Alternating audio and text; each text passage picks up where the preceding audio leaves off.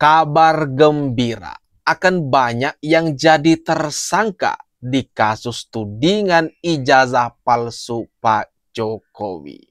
Siapa saja orang-orangnya yang bakal masuk? Mari kita tunggu saja nih guys. Tapi hal ini dibongkar langsung oleh penasehat Kapolri. Ya bagus, bagus, semakin banyak yang masuk, semakin tentram, semakin aman negeri ini dari orang-orang yang suka bikin gaduh.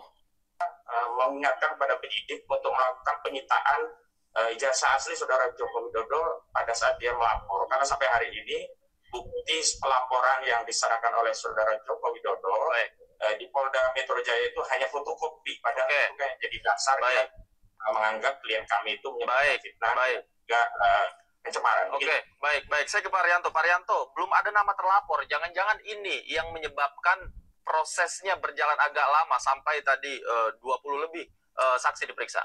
Nggak perlu buru-buru menetapkan tersangka itu. Karena menurut saya ya, ini kasus ini nanti jadi banyak sekali tersangkanya nanti. Ya. Nah, ini akan banyak yang jadi tersangka di kasus ini. Kalau selama ini yang kita tahu, yang suka teriak-teriak di berbagai media itu, ya Roy Suryo, Dr. Tifa, Rizal Fadila CS, dan gerombolan-gerombolan mereka lah. Tetapi ternyata bukan hanya orang-orang ini saja yang berpeluang jadi tersangka dan kemudian dipenjara. Ternyata ada selain itu. Akankah mungkin juga kuasa hukum yang dibawa ini, Ahmad Khozinuddin, berpeluang jadi tersangka? Mari kita tunggu guys. Karena dari perdebatan di atas media selama ini dalam rangka membahas kasus ini, itu banyak sekali bertebaran tindakan-tindakan pidana yang isinya ujaran kebencian, fitnah, provokasi, dan sebagainya. Dan itu untuk polisi itu ya, satu ada LP, dia akan cari bukti-buktinya. Tetapi kalau di dalam penyidikan itu ditemukan lagi ada tindak pidana, maka dia boleh membuat ini satu pengusutan lagi untuk tindak pidana yang dilakukan itu gitu. Dalam rangka Nah. Bagi kalian yang selama ini mengidolakan, ikut-ikutan nyerang Pak Jokowi, siap-siap saja.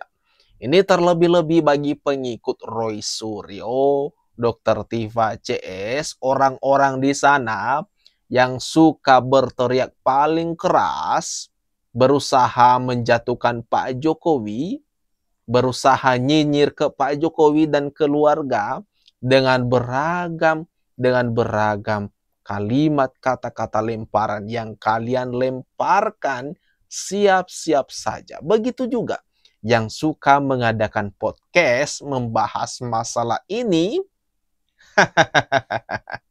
siap-siap saja kena. Siap-siap saja nanti tiba-tiba dapat surat panggilan dari pihak kepolisian untuk membeberkan kesaksiannya. Justru karena serangan Anda, rakyat jadi makin penasaran. Justru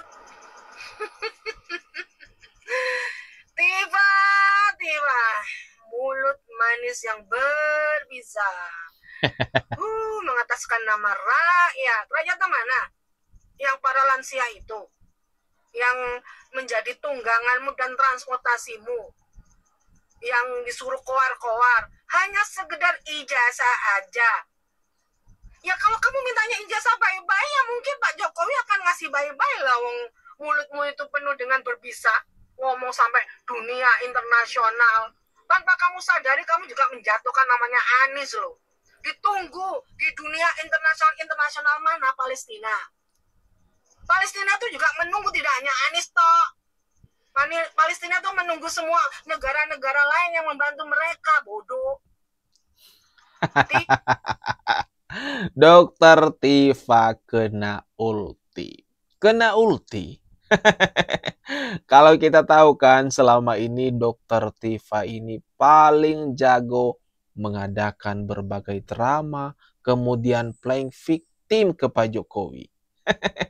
Mengaku dibungkam lah, mengaku didiskriminalisasi lah, dan sebagainya. Kasihan sekali Dokter Tifa ini. Tifa, katanya kamu seorang dokter, Ya.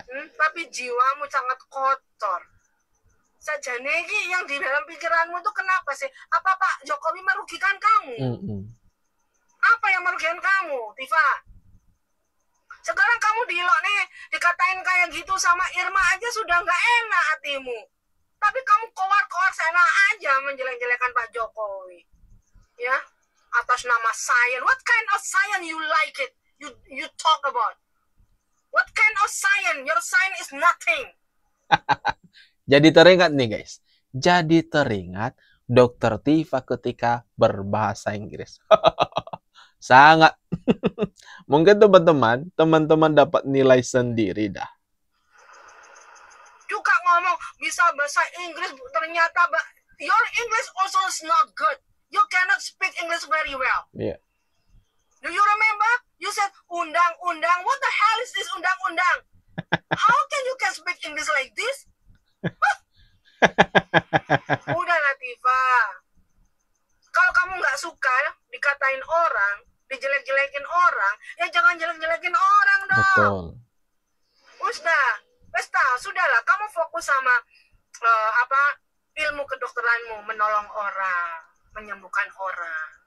Jangan menghancurkan orang. Lagian Pak Jokowi apa pernah toh nyinggung kamu? Apa pernah membuat kamu sakit yang di mananya? Hei Dokter Tifa, kasihan tuh anakmu sama suamimu. Kalau kamu nggak kebayang juga pasangan Tifa ini, Dokter Tifa ini, suaminya di rumah, kemudian anak-anaknya menghadapi Dokter Tifa ini. Yang kuat bagi suaminya Dokter Tifa menghadapi si Dokter Tifa ini di rumah, kemudian bagi anaknya juga. Karena kalau kita lihat kan, kalau sikapnya di luar saja seperti ini, di publik, di khalayak umum, apalagi di rumah ya kan, kita sanksikan bersama ini. Kasihan sama suaminya. Hancur sekali Pak Prabowo Subianto hukum di Indonesia. Bayangkan kami menganalisa saja kena pasal 12, ancaman 12 tahun. Padahal peneliti berhak salah. Apa kata Rismond tadi? Kami meneliti saja, peneliti saja, mau meneliti saja kena pasal. Tapi kejadiannya Rismond, yang kena kalian itu adalah tudingan, tuduhan, fitnahan, pencemaran nama baik. Kalian kan sifatnya bukan menanya, bukan bertanya ke Pak Jokowi. Kalian tidak bertanya baik-baik loh ke Pak Jokowi, tapi kalian nyerang dia. Jadi nggak usah sok playing victim lah. Terima nasib aja. Apa? Bapak menjanjikan 2045 Indonesia emas, tetapi demokrasi dibuka semacam ini. Kalau kami saja bisa diancam 12 tahun, berarti kalau rakyat biasa yang tidak punya komunitas untuk mendukungnya, bakal akan diam bungkam. Haduh. Rismond mengadu ke Pak Presiden Prabowo. Mengatakan hukum di Indonesia sudah tidak bagus. Itu nggak bagus di pihak kamu. Karena kamunya sedang kena kasus. Karena ulah kamu sendiri.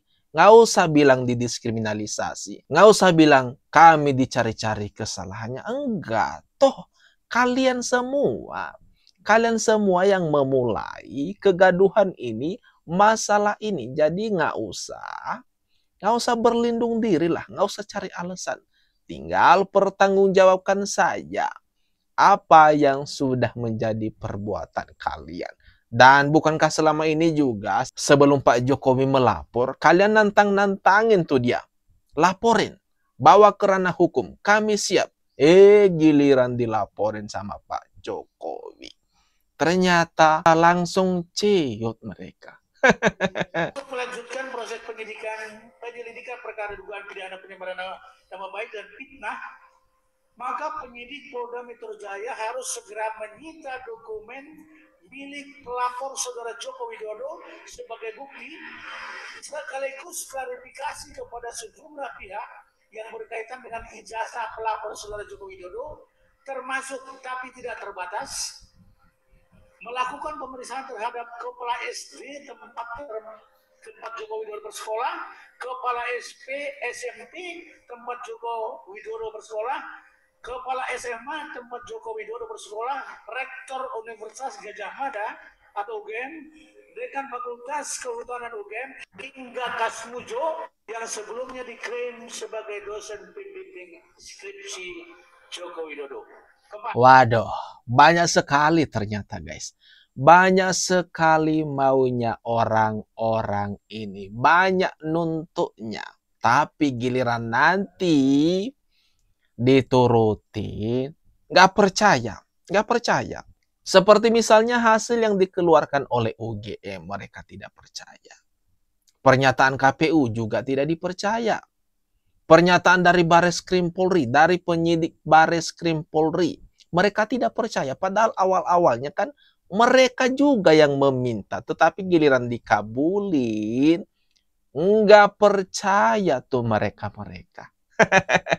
Kemudian lagi teman-teman, kalau kita perhatikan tadi, ini Ahmad Kozinudin sama Roy Suryo malah sibuk sendiri main handphone di tengah konferensi pers yang seperti ini.